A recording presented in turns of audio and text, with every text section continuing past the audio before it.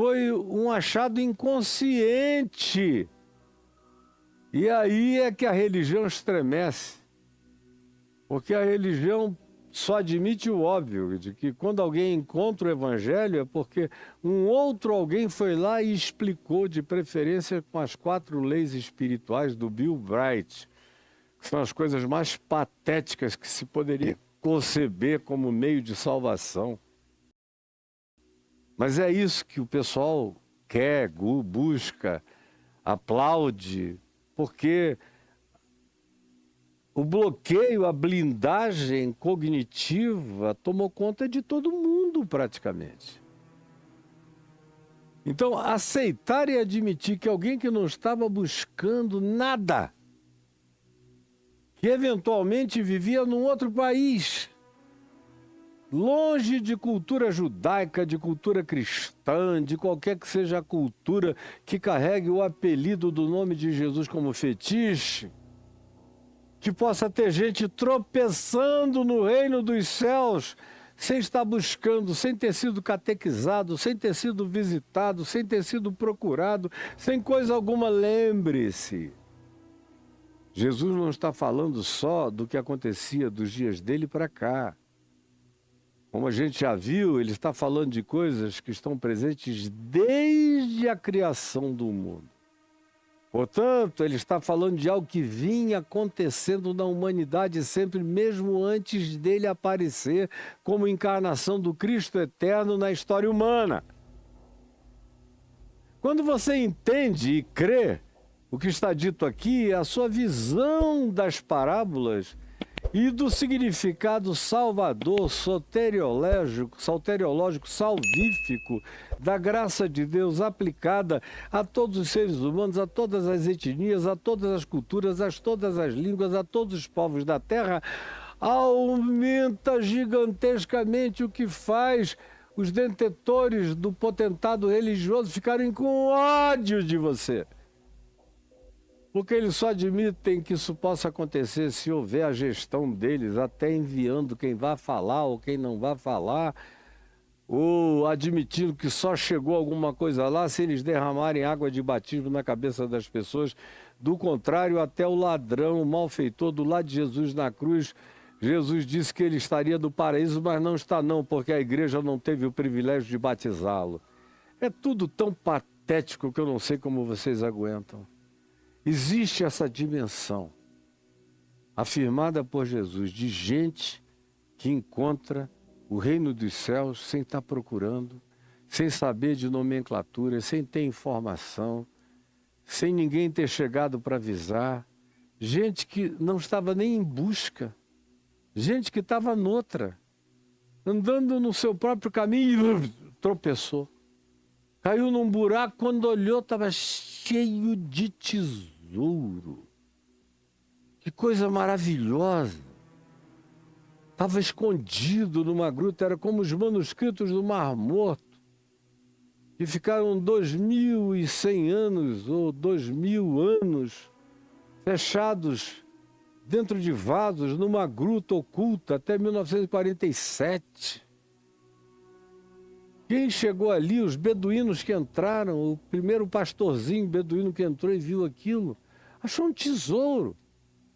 Foi considerado o maior tesouro arqueológico do século XX, um tesouro. Mas ele não estava procurando nada, nem coisa alguma, não tinha o menor interesse nisso, mas achou. Achou. Porque não depende, como diz Paulo, preste atenção, não depende, como diz Paulo, de quem quer nem de quem corre, mas de usar Deus de misericórdia para conosco. Não depende de quem quer nem de quem corre, mas de usar Deus de misericórdia para conosco. Aí o cara vem e tropeça nessa graça. Ele acha que ele não estava procurando e é achado por aquele que vem ao encontro daqueles que não procuravam por ele, mas que são objeto do seu amor.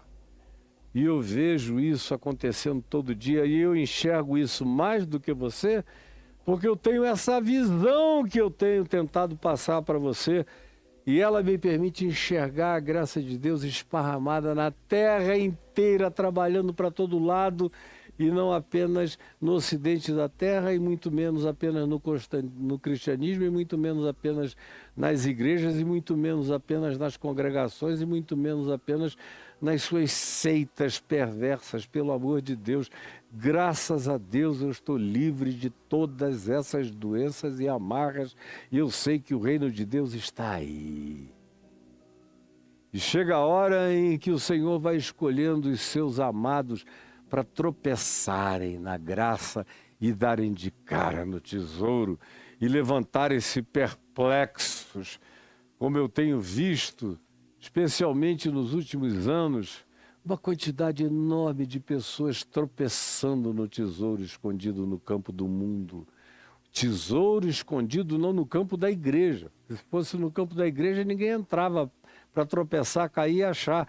Graças a Deus, o reino dos céus está escondido no como seu tesouro no mundo, como o trigo de Deus que foi plantado no mundo. Não é uma parábola eclesiástica, ela vem desde os dias da criação do mundo. Isso atingiu Abel, atingiu Sete, atingiu Enoque, atingiu Noé, atingiu Abraão, que não sabia de nada. Quem evangelizou Abraão em Ur dos Caldeus? Ele tropeçou num tesouro, ele não sabia de coisa alguma. Ele ouviu uma voz e falou: eu vou atrás. Mas não sabia de ninguém. Estava inaugurando uma era para ele próprio. E assim uma quantidade enorme de outras pessoas. Quem é Melquisedeque, rei de Salém? Senão esse gestor de um tesouro do reino dos céus, oculto a praticamente todos os homens. E que ele, Melquisedeque, abriu para Abraão. Ele foi o primeiro evangelizador de Abraão. Trouxe pão, trouxe vinho, ensinou significados essenciais de uma fé que Abraão ainda iria perceber bem depois, mas por enquanto ele, de antemão, porque era um homem sensível e enxergava com concreção o abstrato da sua própria subjetividade, viu os dias do Cordeiro de Deus que tira o pecado do mundo e se alegrou, como Jesus diz em João no capítulo 8. Abraão viu os meus dias e se regozijou. Essas parábolas de gente que tropeçou no tesouro oculto vêm desde sempre. O rei Ciro, grande da Pérsia, tropeçou num tesouro oculto e enxergou. Falou: eu tenho um papel nesse mundo maior do que todas as minhas conquistas. Aí você vê vários outros que tiveram revelação de Deus que eles não estavam buscando. E você vê os profetas do Velho Testamento falando disso o tempo todo, de que ele seria luz para os gentios, que não estavam buscando nada, mas ele seria achado por aqueles que não procuravam por ele, porque eram justamente aqueles que ele chamava de meu rebanho, que a mim ainda convém conduzi-los, e eles estão muito longe desse aprisco aqui. Muito longe, e eu serei o pastor que os conduzirei independentemente da boa vontade de quem quer que seja para ajudar.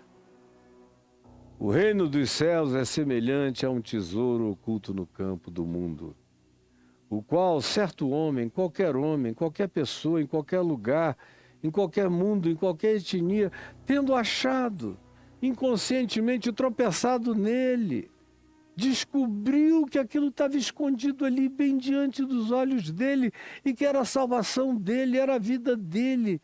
Divisava um horizonte totalmente novo para ele praticar.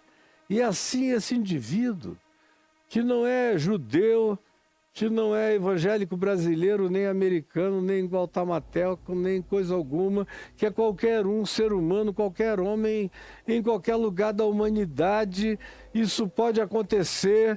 E aí quando enche a cara com a graça, vê o tesouro, sai transbordante de alegria.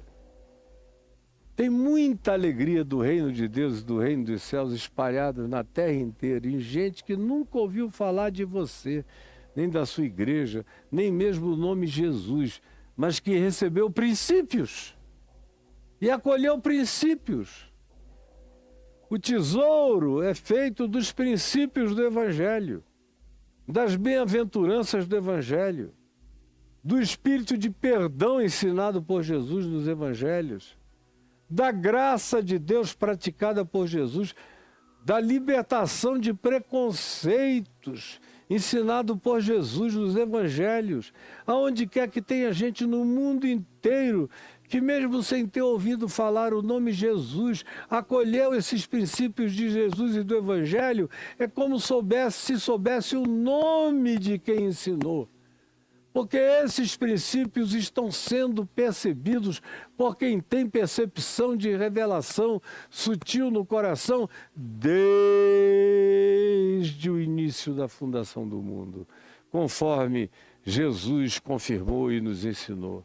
E assim, qualquer um, e eu tenho visto tanta gente que sai transbordante de alegria e vai.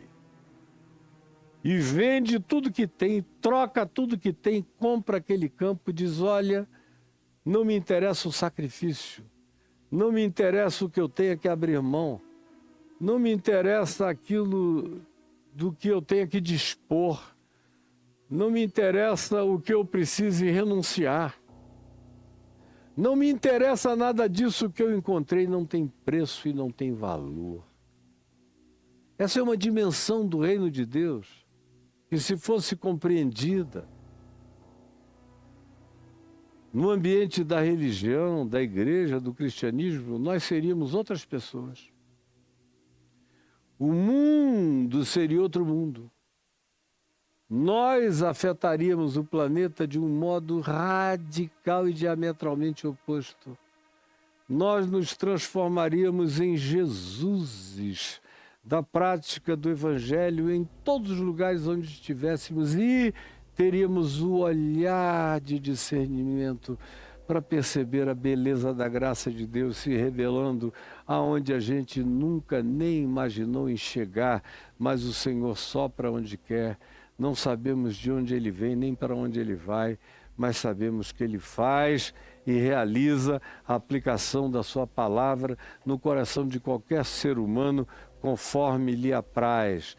Revela-se em sonhos, revela-se das formas mais variadas, revela-se em sabedorias, revela-se em constatações esmagadoras, revela-se em aprendizados de sensatez, revela-se através da luz dos bons sensos, revela-se através da dor, revela-se através da angústia transformada em entendimento quebrantado, espalhado pelo mundo inteiro.